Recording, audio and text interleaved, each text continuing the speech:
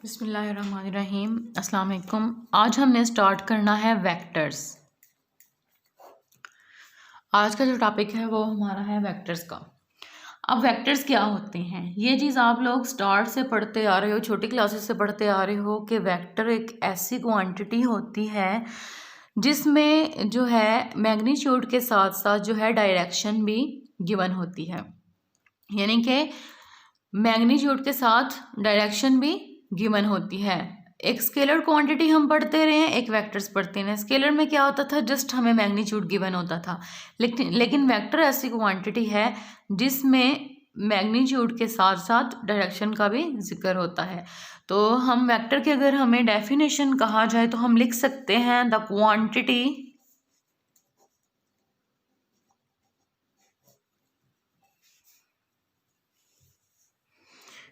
in which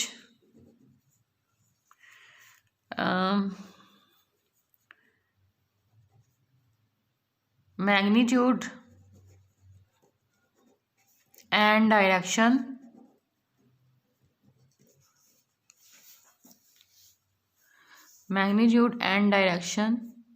both are given।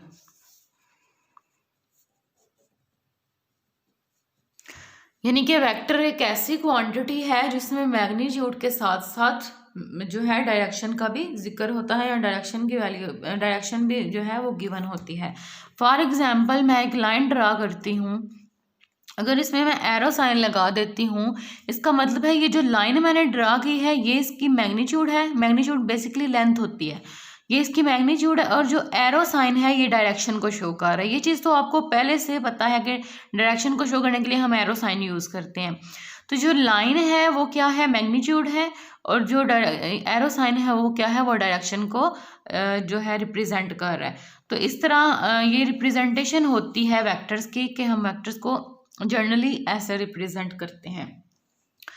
उसके बाद vectors आप लोगों ने पढ़े होंगे छोटी क्लासेस में कि इस तरह वेक्टर्स आप ड्रा करते थे, लेकिन अब मैं आपको वेक्टर्स प्लेन के लिए पढ़ाऊंगी, उसके अलावा स्पेस के लिए पढ़ाऊंगी। तो प्लेन की जब बात होती है तो प्लेन का मतलब होता है R2 का मतलब है ये 2D, ठीक है, 2 डायमेंशनल। तो 2 डायमेंशनल क्या होती है, एक्स एक्सिस और वाई एक्सिस जिसमें आ जाते हैं, तो ये प्लेन। अब अगर प्लेन में वेक्टर की रिप्रेजेंटेशन है तो आप लोगों ने ये चीज़ पढ़ी होगी, ओरिजिन से लेके तो किसी एक पॉइंट तक जो डिस्टेंस होता है उसे हम बोलते हैं पोजीशन वेक्टर, उसे हम पोजीशन वेक्टर बोलते हैं। तो इसकी रिप्रेजेंटेशन वेक्टर की यहाँ पे क्या होगी, हम जैसे कंपोनेंट्स को शो करते थे एक्स वाई से, इस तरह वेक्टर्स की जो रिप्रेजेंटेशन प्लेन में होगी वो V1 और V2 से हम रिप्रेजेंट करेंगे वेक्टर्स को, ठीक है। अब उसके बाद वेक्टर्स, अगर ये मैंने 2D की बात की है, यानी कि R2 स्पेस, ठीक है। अब अगर R3 स्पेस की बात हो तो उसमें वेक्टर्स को कैसे रिप्रेजेंट किया जाता है, तो R3 स्पेस का मतलब है एक्स वाई और जी एक्सिस। तो ये हम ले लेते हैं, एक्स एक्सिस है, ये वाई एक्सिस है, और ये जी एक्सिस है। अब यहाँ पे कोई भी एक वेक्टर हम ड्रा कर लेते हैं, कोई भी हम इसी तरह ओरिजिन से लेके P पॉइंट तक कर लेते हैं ड्रा। तो यहाँ पे जो हमारे पास पोजीशन वेक्टर के कंपोनेंट्स आएंगे वो V1 V2 V3 होंगे। वो क्यों V3 तक जाएंगे, क्योंकि यहाँ पे हमारे पास 3 डायमेंशनल स्पेस है, हम प्लेन से स्पेस की तरफ मूव कर गए, और स्पेस के जो कंपोनेंट्स होते हैं वो 3 होते हैं। 2 जो होते हैं कंपोनेंट्स या 2 डायमेंशनल जो चीज़ होती है वो हमारे पास प्लेन होती है, और जो 3D, जब हम 3D में चले जाते हैं तो वो स्पेस बन जाती है। तो यहाँ पे फिर हमारे पास V1 V2 और V3 यूज़ होंगे कंपोनेंट्स वेक्टर्स के लिए, ठीक है। तो इस तरह हम प्लेन और स्पेस में जो है वेक्टर्स की रिप्रेजेंटेशन करते हैं। उसके बाद मैंने जिक्र किया है मैग्नीट्यूड का। जब मैंने डेफिनेशन आपको बताई है तो उसमें मैंने मैग्नीट्यूड का जिक्र किया है। डायरेक्शन का मतलब होता है समत, ठीक है, किसी चीज़ की डायरेक्शन बता देना, समत बता देना। अब मैग्नीट्यूड मैंने क्या बोला है, मैग्नीट्यूड बेसिकली क्या होती है, लेंथ होती है। तो वेक्टर्स में मैग्नीट्यूड की जब हम बात करेंगे तो वेक्टर्स में जो मैग्नीट्यूड है वो उसकी लेंथ होती है। और मैग्नीट्यूड आप छोटी क्लासेस से फाइंड करते आ रहे हैं, आपको इस चीज़ का पता है कि मैग्नीट्यूड की रिप्रेजेंटेशन होती है। फॉर एग्जाम्पल मैं कहती हूँ V वेक्टर है तो उसके मैग्नीट्यूड को हम V मैग्नीट्यूड से रिप्रेजेंट कर देते हैं, ठीक है। वी। अब इसमें हमारे पास क्या होता है, ये हम जिस तरह वी मैग्नीट्यूड है, जिस तरह डिस्टेंस का फार्मूला था कि इस डिस्टेंस में हम x2 का स्क्वायर लेते हैं, x1 का स्क्वायर लेते हैं, इसी तरह वैल्यूज़ का स्क्वायर लेके उनका स्क्वायर रूट लेते हैं। बेसिकली ये भी वही मैग्नीट्यूड वही चीज़ हो जाती है। अब अगर हमारे पास कोई वी वेक्टर है और इसमें आगे डिफरेंट वेक्टर्स गिवन हैं, तो हम क्या करते हैं, हम इनके कंपोनेंट्स का स्क्वायर लेते हैं और होल का हम स्क्वायर रूट ले लेते हैं। फॉर एग्जाम्पल हमारे पास वी वेक्टर है और वो इक्वल है, वी वेक्टर इक्वल है v1 v2 और v3 के, ठीक है। इसमें आ जाते हैं v1 v2 और v3। तो इसका मैग्नीट्यूड अगर हमने लेना हो तो इसका मैग्नीट्यूड हम कैसे लेंगे, v1 का स्क्वायर प्लस v2 का स्क्वायर प्लस v3 का स्क्वायर होल का स्क्वायर रूट। तो ये हमारे पास जो है वेक्टर्स का मैग्नीट्यूड आ जाएगा। हम ऐसे भी कर सकते हैं, हमारे पास कंपोनेंट्स जैसे गिवन है तो हम ऐसे कर सकते हैं x2 माइनस x1 का square plus y2 minus y1 का square plus z2 minus z1 का स्क्वायर, ठीक है। तो इस तरह भी वेक्टर्स जो हैं उनका हम मैग्नीट्यूड फाइंड कर सकते हैं।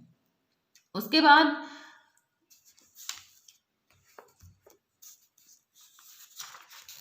अब वेक्टर्स की जब मैंने बात की तो वेक्टर्स के इनिशियल और टर्मिनल पॉइंट्स होते हैं। तो इनिशियल पॉइंट्स आपको यहाँ से देख के पता चल जाना चाहिए कि जहाँ से ये वेक्टर स्टार्ट हो रहा है वो इसका इनिशियल पॉइंट होगा, जहाँ पे ये एंड हो रहा है वो इसका टर्मिनल पॉइंट होगा। तो इनिशियल और टर्मिनल पॉइंट्स ये होते हैं। अब वेक्टर्स की एडिशन की बात आ जाती है और स्केलर मल्टीप्लिकेशन की बात आ जाती है। अब फॉर एग्जाम्पल हमारे पास वेक्टर गिवन है u और v। तो u हम कहते हैं कि u1 और u2 के इक्वल है, ठीक है। और v वेक्टर जो है वो इक्वल है v1 और v2 के, जनरल टर्म में यूज कर रही हूँ। अब हमने क्या करना है, हमने इनकी एडिशन करनी है, एडिशन ऑफ वेक्टर्स। तो क्या करेंगे हम, u प्लस v जब हमने करना है इसका मतलब है u का कंपोनेंट v में ऐड होना है। तो ये हो जाएगा u1 प्लस v1, दरमियान में कामा है, उसके बाद u2 प्लस v2। तो इस तरह हम जो है वेक्टर्स को ऐड कर लेते हैं। अब स्केलर मल्टीप्लिकेशन वेक्टर्स की कैसे होती है, तो स्केलर मल्टीप्लिकेशन जो है, अगर हमारे पास कोई स्केलर किसी u वेक्टर के साथ मल्टीप्लाई हो रहा है, u वेक्टर u1 और u2 है, ठीक है। तो क्या स्केलर मल्टीप्लिकेशन क्या होगी, k जो है वो u1 से भी मल्टीप्लाई होगा, k u2 से भी मल्टीप्लाई होगा। ये तो जनरल टर्म है, ये आप लोगों को इस चीज़ का पता है, ठीक है। तो इस तरह स्केलर वेक्टर्स में जो है एडिशन और स्केलर मल्टीप्लिकेशन ऐसे हो जाती है। उसके बाद वेक्टर्स की कुछ प्रॉपर्टीज हैं।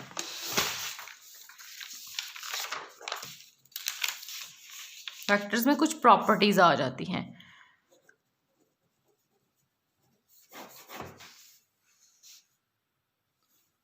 तो प्रॉपर्टी एक है इसकी कि u plus v is equal to v plus u, यानी कि वेक्टर्स जो हैं जब हम u वेक्टर को पहले रखते हैं, v वेक्टर को बाद में रखते हैं, अगर हम इक्वल के दूसरी साइड पे v वेक्टर को पहले रख लें, u को बाद में रख लें, दोनों का आंसर जो है वो सेम आएगा। और ये चीज़ आप लोगों को पता है कि कम्यूटेटिव प्रॉपर्टी है, एडिशन की कम्यूटेटिव प्रॉपर्टी है।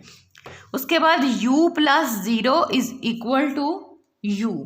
अब ये चीज़ जो आपने u plus 0 is equal to u है, ये चीज़ आपने पढ़ी हुई है कि जब हमारे पास एडिशन की बात आती है किसी भी वेक्टर के या किसी भी नंबर के, तो उसमें जो हमारे पास एडिटिव आइडेंटिटी होती है वो हमारे पास प्लस के लिए 0 होती है। यानी कि u में कोई भी चीज़ या किसी भी वेक्टर में कोई भी 0 ऐड कर दें तो हमारे पास आंसर वही वेक्टर आ जाता है। 0 जो है वो आंसर को जो है चेंज नहीं करता।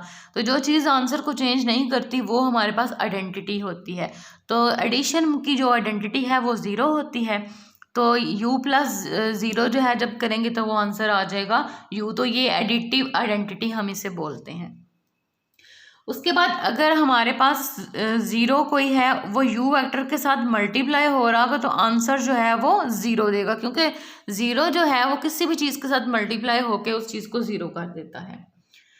उसके बाद आप लोगों ने एक चीज़ पढ़ी होगी एसोसिएटिव प्रॉपर्टी के u प्लस वी अगर हम पहले ऐड इन दोनों वेक्टर्स को कर लें और बाद में w के साथ ऐड कर दें तो वो हमारे पास इक्वल होता है। अगर हम बाकी दोनों को पहले ऐड कर लें और फर्स्ट वाले को बाद में ऐड कर लें, उन दोनों के इक्वल होता है।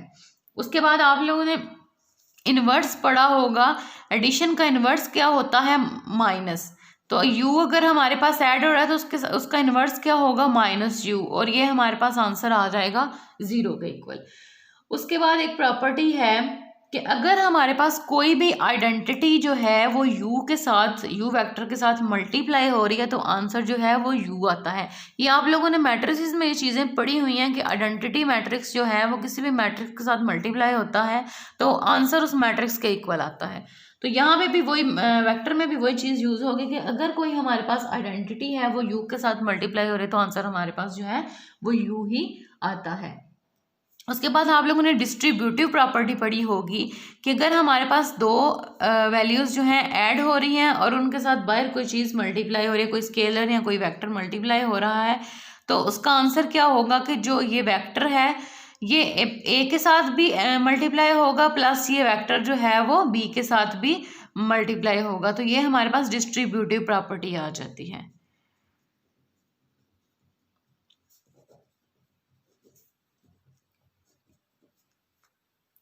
ठीक है, उसके बाद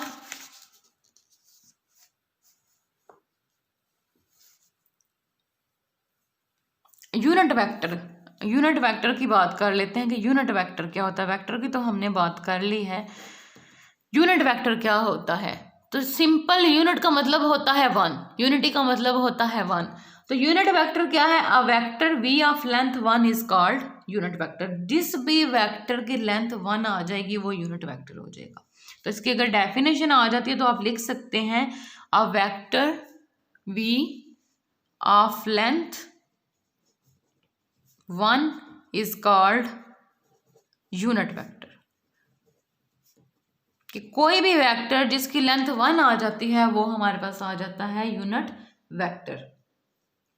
अब आप लोगों को पता है ये चीज़ आप लोग सेकेंडरी में पढ़ के आए हो, आई जे और के जो होते हैं वो हम शो करते हैं कंपोनेंट्स ऑफ द वेक्टर से। तो आई जे के की फॉर्म जब भी जहाँ पे भी आती है हमें पता चल जाता है कि ये वेक्टर्स हैं। तो आई जे के क्या होते हैं, कंपोनेंट्स होते हैं वेक्टर्स के, इनको हम बोलते हैं कंपोनेंट्स। ठीक है, आई कंपोनेंट, जे कंपोनेंट और के कंपोनेंट। अब यूनिट वेक्टर की अगर हमने डेफिनेशन किया तो हमें पता होना चाहिए यूनिट वेक्टर फाइंड कैसे करते हैं। ये तो मैंने जनरल चीज़ किया कि a vector v of length 1 is called unit vector. Unit vector की रिप्रेजेंटेशन क्या होती है, u hat is equal to u vector divided by u का मैग्नीट्यूड। ऐसे हम जो है वो यूनिट वेक्टर फाइंड करते हैं इस फार्मूला के थ्रू।